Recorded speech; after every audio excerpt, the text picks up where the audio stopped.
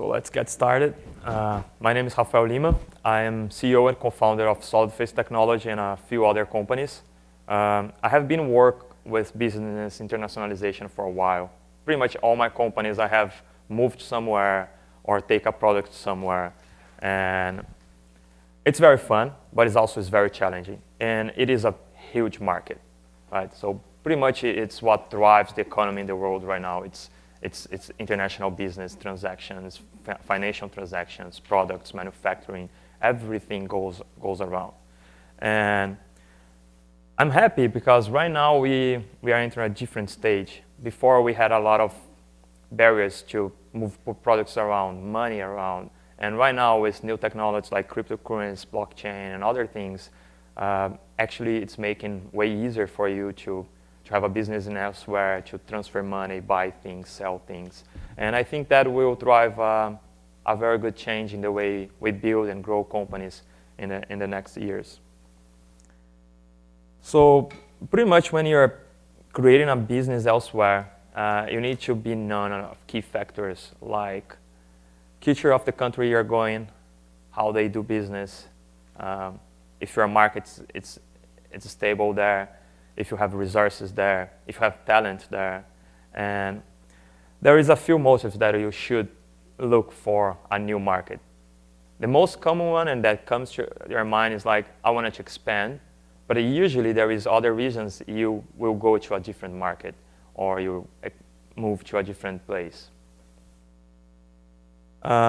So you have market motives, cost motives, and supply motives, and political motives. And the last one, I believe, it's a huge motivator for change in the current world. So market motives are the most common one. It's if you are feeling that you have a new market to expand, or you already reached your growth in your current market, or you want to have more resources in a different market. So you're expanding, you're pushing your business out. Cost motives are also very known. That's why we had a lot of manufacturing business here from America moving facilities to China or other places to lower the cost of manufacturing, right?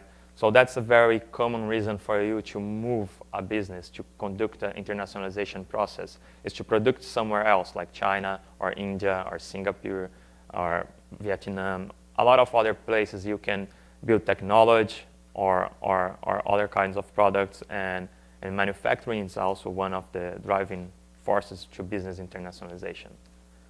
Let me how many of you here are right now actually doing some kind of business in a different country or are willing to do in the next? You are? Good, good. We can talk later in the question sessions. Supply is also a huge driver of changing. Sometimes you lack of resources in your own country, and I don't mean only resources for manufacturing. Sometimes you don't find talented people enough to conduct your business in your own country, so you need to change countries to hire. That's what was one of the reasons why I brought my software company to America. In Brazil, our software company developed 3D CAD software solutions, so 3D design. And in our country, that kind of developers and expertise was not available at all. So for us, the only two countries that we had enough knowledge to seek and find talent was India and United States. So we decided to move here, but we also have a facility in India. And last one, but also very critical, political motives. Like you see Venezuela, you see a lot of countries that doesn't allow you to build your own company or drive your own growth. Or even open countries like Brazil, in my example, have a lot of political issues. Like when I was starting SolidFace, I really want to be recognized as a Brazilian software company. So I applied to be recognized as one. I went through a very bureaucratic process to receive my certificate. But before getting the certificate, they request me to bribe them. So that's a very complicated issue in some countries. So at that point was my tipping point to decide to leave that country and go somewhere else. So political motives also drives a lot of changes, believe me or not. And then you have from all the changes that we also have things that makes you want to move and things that push you away from your current country. So proactive reasons for you to move are, like we're saying, like expansion. You're looking for a new market. You have a business partner that are willing to spread your product in a different market. Partnerships, joint ventures. These are all things that drives you to go somewhere else, to get a new market, to drive revenue. But we also have reactive reasons. That is the other side. It's when you have your competitor and he's overtaking your market. You cannot grow because of rules, or you don't have resources, or you don't have talented people. So are things that drives you to leave your country and look somewhere else to build your company. So many factors are beneficial for taking your business elsewhere. It's very good to develop new technology. When you leave your country and you go to a different country, you have a different vision from a lot of things. And it kind of, when you do that, it opens your mind in certain ways that if you're just at your country, it would never happen. So there is a lot of factors that benefit the vision of the company when you're moving place to place. So in my case, I have lived in India, China, United States, Canada, Germany. Every place that I go, I learn something that facilitates the way I do business and aggregates cultural values that allow me to intercommunicate between different communities and cultural values. So, and that's very important when you're trying to scale a business in a global size. And that's all about internationalization. You wanna reach the most countries you can possibly do. And for doing that, you need to be aware of the differences of each country that you are going to. We also have a lot of benefits about when you're moving to countries. You need to be aware that some countries will provide you with valuable resources. Like here, it's way easier to raise money than in Brazil and all the rest. It's easier to borrow money from banks, and you have way more support from the government and universities and institutions. So that's all factors that benefit when you're moving your company to elsewhere, and you need to be aware of and conduct a true research before trying to breach a new market on what will be your benefits in that specific market, what you should be going after in the first steps. It's not only researching the market itself, but it's learning what are the benefits that you can extract from that market right on in the first few months that you are there. Because research itself is very costly, and learning and understand how to drive your business inside a new market is also very costly.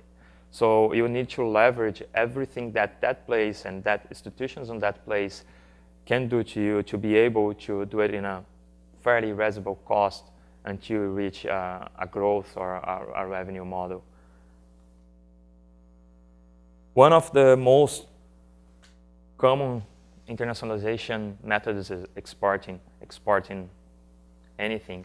Basically, we don't realize it, but when we are selling something at eBay or at the internet and shipping to another country, we are being part of a process of exporting something, and that's called indirect exporting.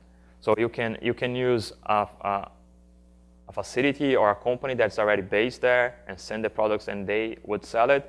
But I would say that even when you're selling your products through eBay and shipping somewhere else, you are also exporting your product through an intermediary. So there is a lot of ways to do it. It's a first step for business internationalization. Doesn't involve a lot of risk. You can do a way cheaper market research. You can test hypotheses fairly easy. Right now, using internet, eBay, you can try to sell anything anywhere and see if you're gonna get traction. Before that, you need to get a plane, go there, talk with a lot of people, see there is a market. But right now, you can pretty much test hypotheses right on the internet.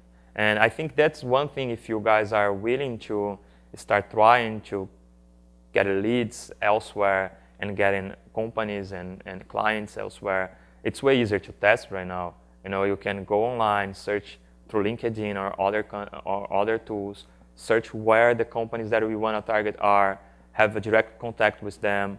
You can schedule meetings with them, talk with them with no cost at all. It's just time. So it's way easier right now to do exporting and even importing if ones. And then direct exporting, it's a little bit more risky because then you need to set up your own facility at this country that you are willing to go. And then that's involve a lot of market research.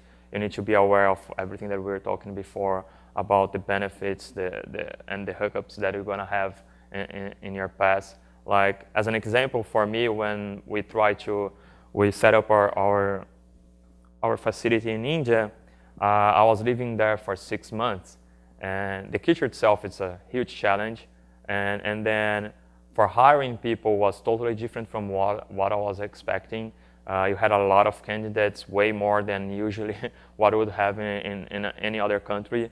And then once you set up your team, and it doesn't take a lot of time, but you need to conduct a lot of interviews, they have a different culture because they move a lot of time. They exchange between companies very fast.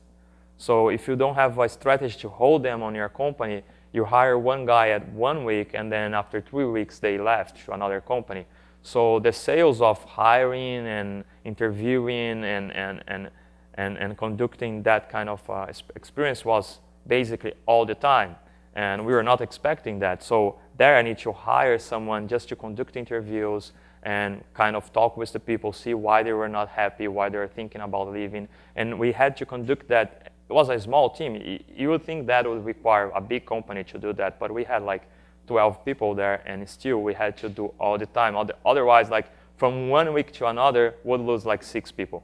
And then we need to hire everyone again and do everything again. So these are small things that when you're arriving in the country and we don't realize, and only when you're researching, or actually already, in my case, doing your operation, you come to that problem that puts you in a struggle, you know. And if you can manage to find a resource or something that teach you that before you do it, will be very, very helpful. You also can do different types of internationalization. This one also, it's fairly common, licensing. Licensing can be from manufacturing, like products or even software. In our case, it's software. So we license a piece of our software to 3D printing companies. And they pretty much distribute that piece of software globally. And that's a fairly easy one. You just need to have a good lawyer. Don't try to do it by yourself. Don't write your own contract.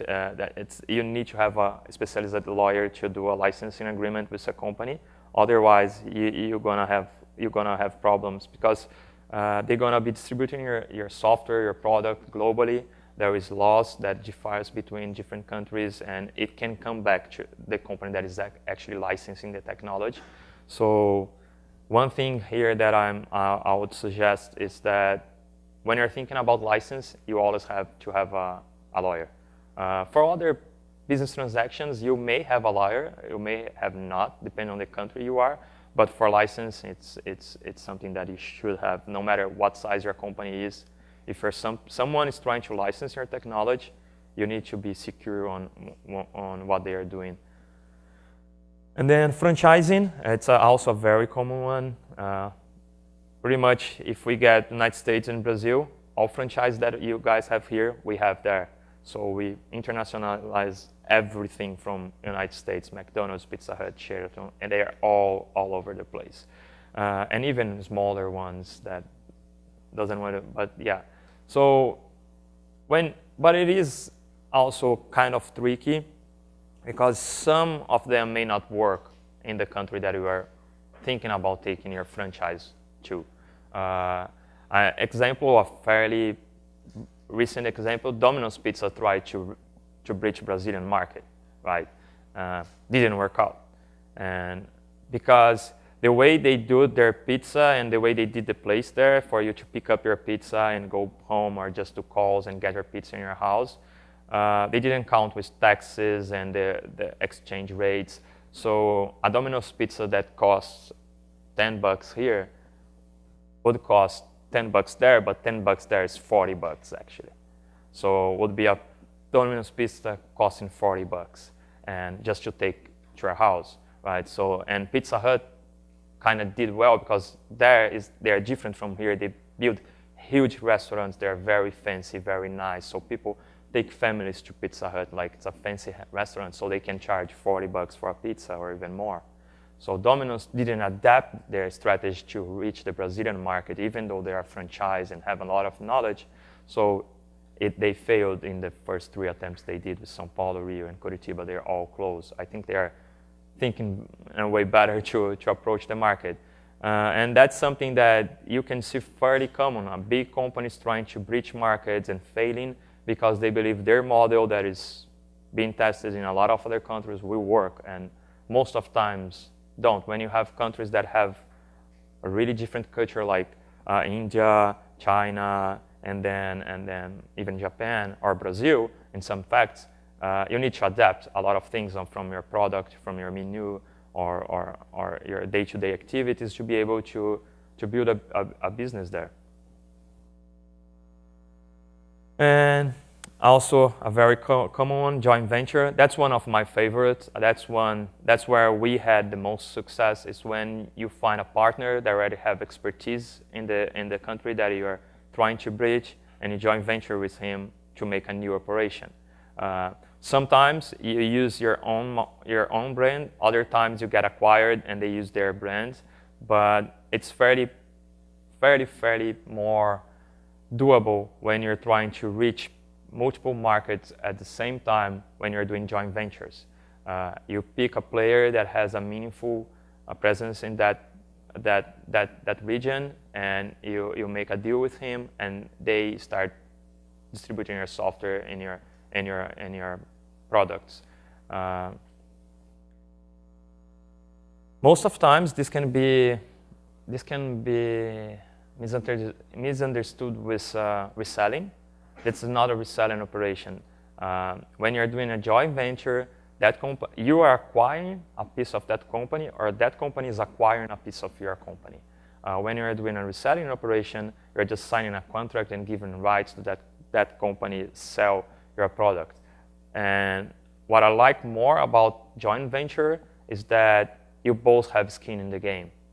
So when you build a joint venture, you are committed to make it work. When you are building a reseller relationship, you need to do a lot of reselling contracts and agreements to be able to push your product. And most of times, that cycle, it's way longer than when we have a joint venture and everyone is motivated to bridge that market together. And then you can share expertise, you can learn faster, and avoid a lot of mistakes. So if you manage to have a partner at the country that you're willing to go, that would make things way easier. And after I finish with these slides, I will talk about our new venture, that what we're doing, and how we are doing a joint venture to bridge that market. Foreign and direct investment, investment of capital, that very common here in the United States. You have a lot of VC firms that are actually, they raise their money from somewhere else, like India, China. Right now, China is pushing a lot of money out of China to try to bring more people back, more technology back. Last year alone, I was 3 times in China, and all they talk about is technology transfer. So they do a direct investment in your company here, but they want you to create a arm or a subsidiary, or even move the whole technology, IP, everything to China. And that's been, a few years back, that was not so easy. Right now, they're becoming more and more open to this kind of investment. As an example, SolidFace itself, we got an investment from a Dubai firm, a direct investment from a Dubai firm in our company here. We never even met them face-to-face. It was just a few Skype calls, explaining the business, understanding the need. We understand what they could provide us, they understand what we were doing, and they did a direct investment in the company here directly from Dubai. So I don't think that would be possible in a few years back, when investing was not so common, and we didn't have all these relations that we have right now with all this social network. Everyone is interconnected. You can pretty much reach anyone. Like from here, UT, if you talk with professors, mentors, advisors, you can reach pretty much anyone in the Austin community. From that, you can reach anyone globally. And actually, that's how it brought me here. One connection to the other connection, and then I end up here. So, and the internet makes everything easier. Like again, LinkedIn, it's a very useful tool for doing business globally. You can pretty much reach and track everyone that you need to conduct a business directly in that platform. So just to conclude this slide, this is just a brief on the overall market. It is a huge opportunity. There is a lot of challenges. There is a lot of ways to conduct business by doing internationalization. But fairly most important, it's understanding what you guys are selling. Doing a business globally is not really different from doing a business locally. You need to understand the pain point, the customers, and what you're selling. And then it's just a matter of scaling that to a global level. So you need to be aware that the challenging points will be in some places that you cannot see from yourself, only when you are there and doing the activities, and that's all right. You just need to prepare. You just need to be prepared to solve that the fastest you can. So if you have research around most of the areas, you'll be able to conduct a better solving of the problem faster and without less resources, let's say.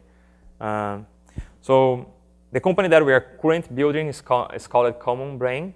So what we are doing, we are doing a joint venture. So Lennar, it's a well-known builder company here in the United States. They're acquiring that company that we are formating to bridge the Brazilian market to research Brazilian buyers for U.S. houses, right? And there is a lot of issues with that. So the Brazil regulatory system is very integrated for you to take money out of Brazil and buy properties elsewhere. So that alone, it's a barrier. Second, it's very rare that you find Brazilians that speak English fluently.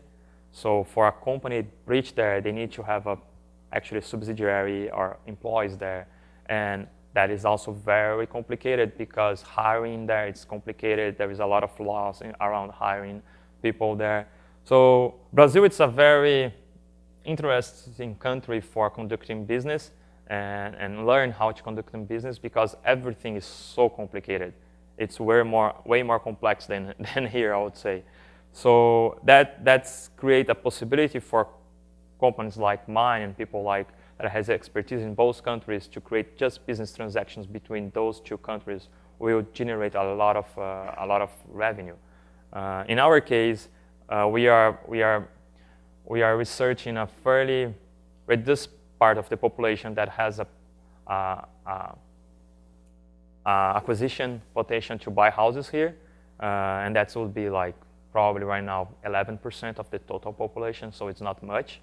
So we need to conduct a very thorough research on how to find those guys, how to market to those guys, how to attract them, how to close the deals, and that's very specific from each country we want to bridge. So that's why a joint venture in that case was the best scenario. Right now, again, a few years back would be very hard to do a business like this. You know, like taking the money out would require us to pay a lot of taxes, would require a lot of paperwork, a lot of verifying. So what we are doing, we are actually using cryptocurrency and blockchain for the first time to conduct housing buying and selling.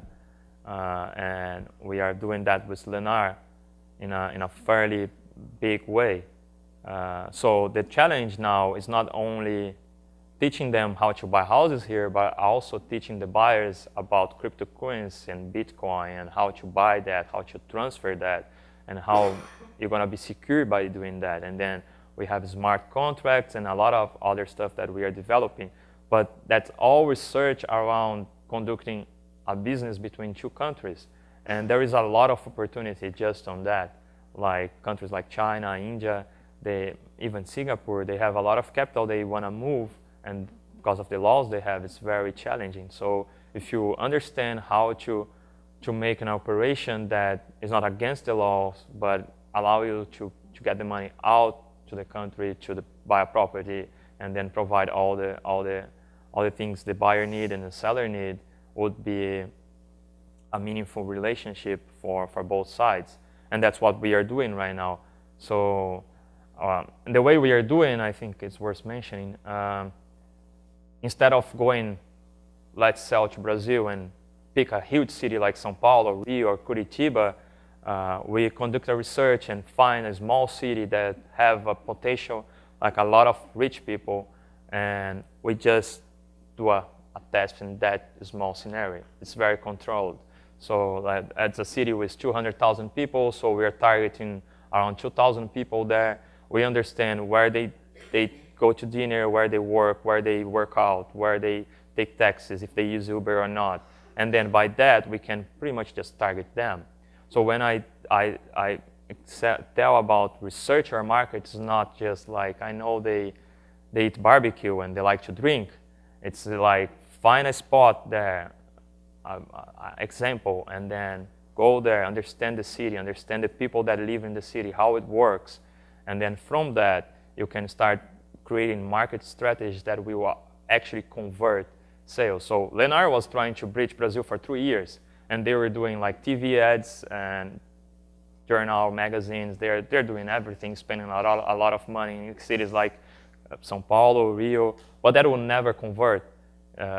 Why? Because it's a country that, let's talk about specifically Brazil here, it's a country that lacks of trust. So you need to build trust to be able to convert something. So you need to be very localized, and they need to see you as a brand and as something they trust, and then they're gonna do the first contact. And so like just by putting ads out there, you're never going to convert. You need to create a brand first. And creating a brand is all about perspective. It's all about when you see that multiple times in the place that you trust, people that you trust are talking about it. So it's easier to create that from a smaller sample and then expand than just trying to go big and trying to close sales. So that's what we are doing with them. We're starting a small experiment in a small area in Brazil, and then from that we're going to expand. And yeah, and then there is always challenge of bringing new technologies. I think as we, the newer generation, and trying to conduct new business, we always should be aware that we need to innovate. There is people doing business the same way for years and years and years. Cheaper or better is not enough anymore. You know, you need to be innovative. You need to bring new things to be able to convert new business as client and to expand to new markets. You need to be a little bit tricky in the way you conduct your business, evaluate your points in different markets, in different segments of the markets that you choose.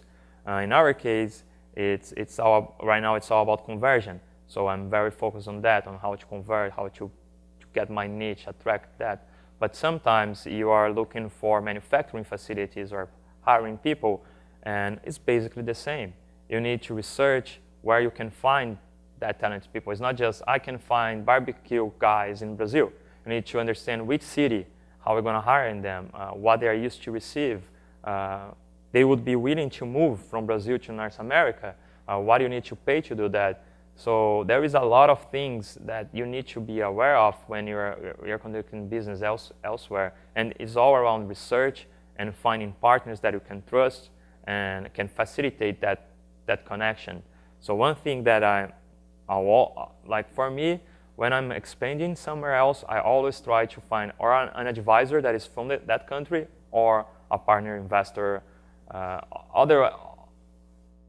If not, that would take so much time just to learn all the things that you need to be able to bridge that market that makes the business almost intangible. So always try to at least have an advisor. If you're starting a company or starting, talk with someone that have done business in that country, that have conducted research in that country. Even if he's not in the same area that you are, he probably have connections that are related to your area and he can introduce you. Because right now it's all about networking and introducing people to each other. Maybe I don't know the guy that you need, but I know someone that will, and he'll be willing to introduce you, and then you can expand your network by doing that. And that's a key factor for conducting business globally. You need to expand your network as broad as you can, as fast as you can. So always talk with people, always see where they're going, what they're doing. And it's strange, but most of the times the best connections come from somewhere that you don't expect at all. So be open to talk with anyone, everyone. Here in the university, you guys have a pool of people coming from everywhere. And just by that, you can make so much connection with basically any country in the world right now. At UT is amazing for that. You guys have talent from everywhere. And I take advantage that every single event that you guys have here, I talk with everyone. I try to make as many connections as we can. And I think you guys also should do too, because that's the way that will facilitate your future business by a lot. Just by having one guy that you can call there in the country and say like, look, I'm thinking about opening a pizza place there. What do you think about pricing? And they're gonna facilitate everything for you guys. So about the internationalization, on top of that's what I have to say. If you guys have questions, then we can go more personalized at each niche or area or country that you guys are thinking, or even business. So I'm open to answer any kind of questions. So especially in India, hiring was a challenge. But like everywhere, hiring, it is a challenge because it's hard to find. So we always research to recruiting agents to do the job with us.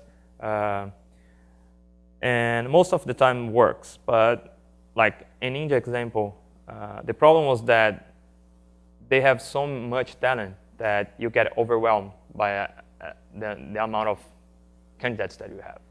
And they are good, so you need to go through everything. So we are not expecting that, and the firm that we hired didn't tell us that, because you need to understand that they are also not used to deal with foreign companies coming in.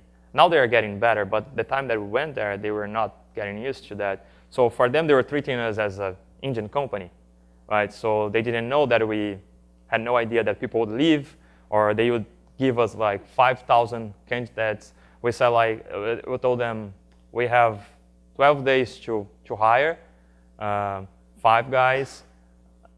Here's the scheduling. Just put in, they literally put every single like half an hour. Someone was interviewing, so it was like crazy. It was crazy. So, and then tools that we used to hiring, LinkedIn was a very resourceful one. So the agents was using, and then we're also using, we're reaching out to candidates, talking with them before even calling them, to reading their profiles, seeing what they're posting, if they are talking about what we're researching. So that's a very important thing. Like if you want to be hired by an international company, you need to be talking about the markets and the things they do. If you have some company in mind that you want to work for, you should be talking. Because right now, I can say pretty much every single company, go to your LinkedIn profile and see what you're doing, what you're posting, what you're writing about, and it's getting more and more important. Because it's an easier way to filter the candidates before even bringing them to your company. So we did that a lot, but in India it was totally different. They just overflow us with a lot of candidates, and we were not prepared, so we just started doing a lot of interviews. At one point, we decided not to do it anymore. We asked them to conduct a lot of the interviews and just send even more specific candidates to us, even though it was a lot. And then after we hired the first 10, in 2 weeks, 3 left.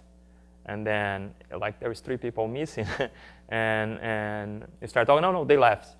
And it's literally like they just leave, because the rules to hiring there are different here. You can just leave the job if you want to.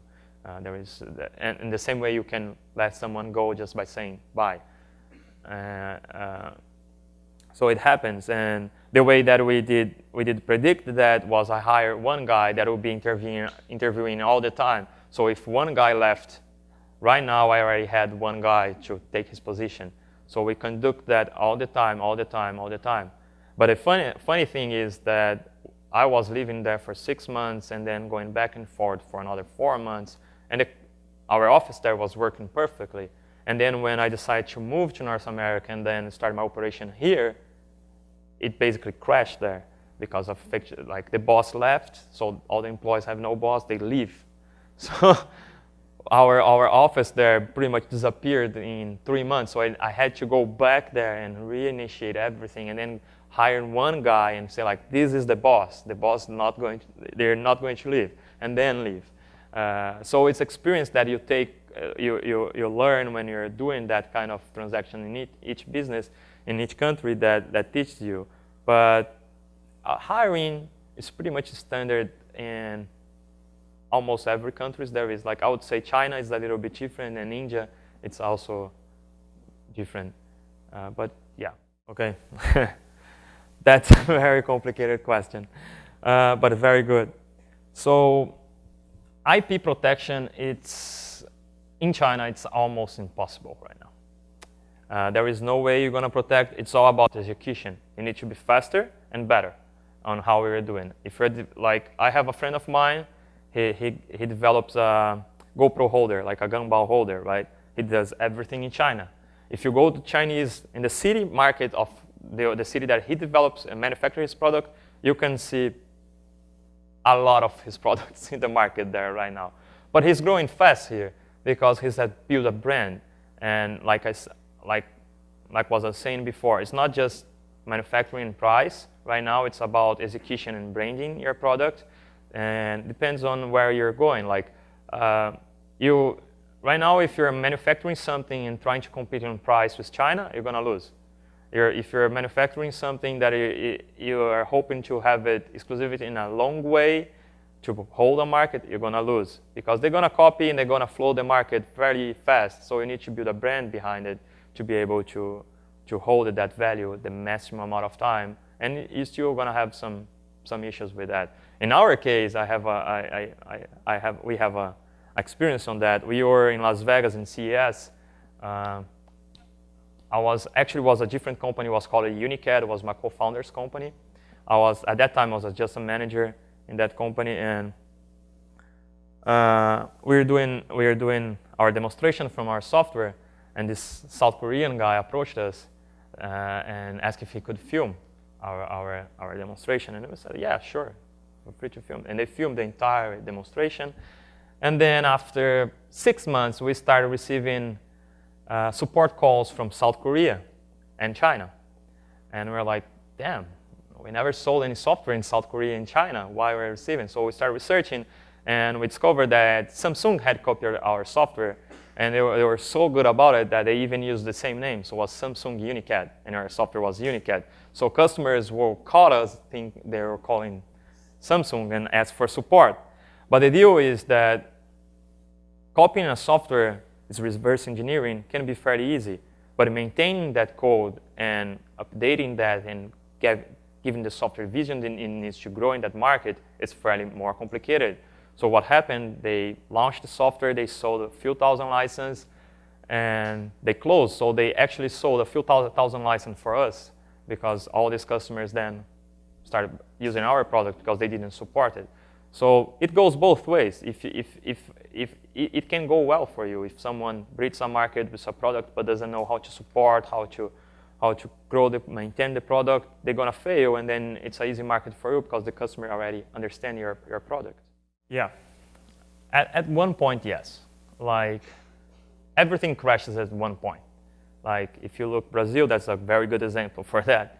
Basically, every single transaction in the government was being done by some bribing or exchange of favors or anything, and was going well for 15 years. A lot of people made a lot of money, but right now everything crashed. So a lot of people is going to jail. It doesn't matter if they are American, Japanese, Chinese, they're all getting arrested there. When they arrive the country, they get arrested. And with pretty much now countries have also joint ventures. So if you do a bribing crime in Brazil and travel back to the United States, the Brazilian government will reach out to the US government and pass the charges, and you can be prosecuted here.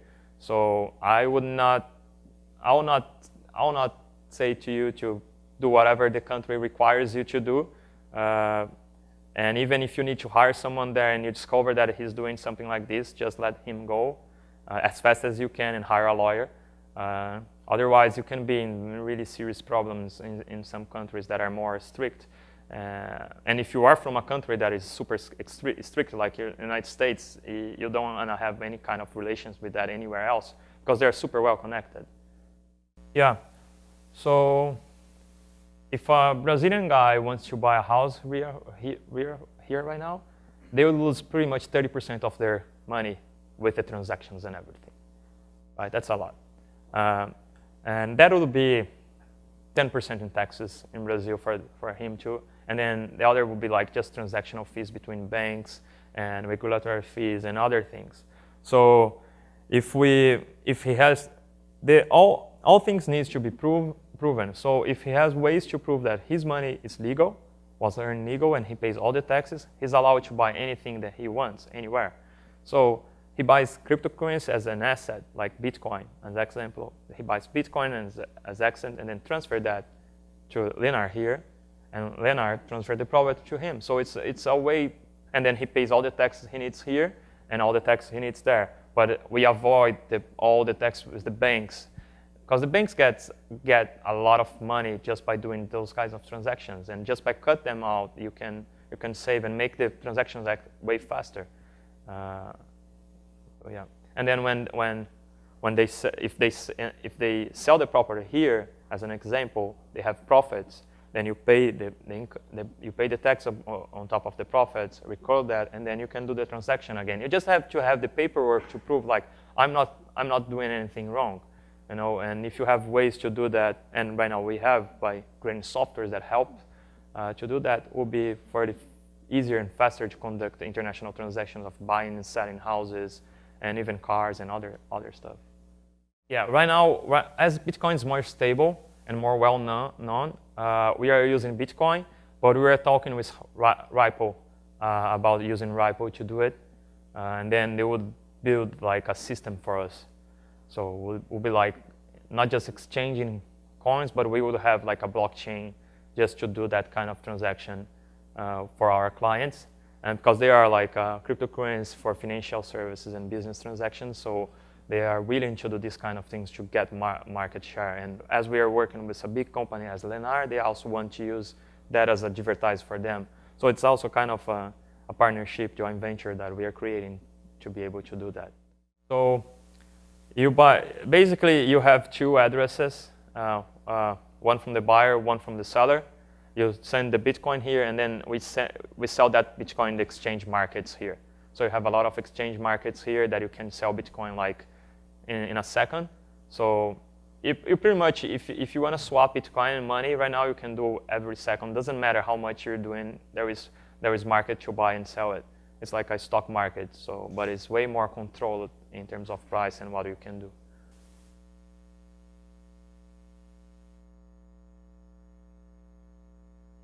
Anywhere else? Anyone else? Good. Great. Thank you very much, guys.